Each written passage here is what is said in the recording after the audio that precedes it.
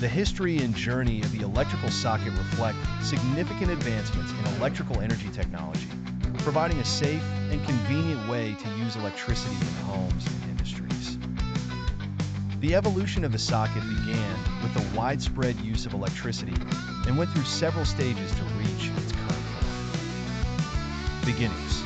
The widespread use of electricity began in the late 19th century when electricity was introduced for domestic and commercial use. At that time, electrical devices were connected directly to exposed wires, posing a significant risk to users. There were no standardized electrical socket designs, and each device required a unique connection method. The first electrical socket. In 1883, Harvey Hubbell invented the first design for a detachable electrical socket. This design was simple, using a device that could easily connect and disconnect from the electrical circuit without needing to disconnect the wires. However, this design did not resemble the modern socket, as it relied on directly mounting the device to the electrical pin. Development of sockets.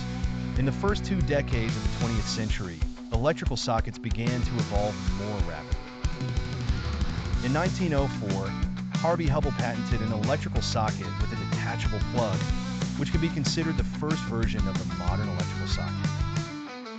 This design was safer and easier to use. Standardized sockets.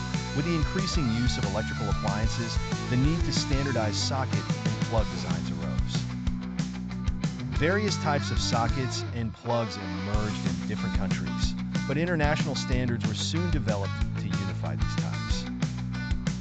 For instance, in the United States, Type A and B sockets became standard, while in Europe, Type C and F were adopted. Subsequent improvements. Throughout the 20th century, electrical sockets continued to develop, including additional safety features such as leakage protection, automatic breakers, and built-in switches.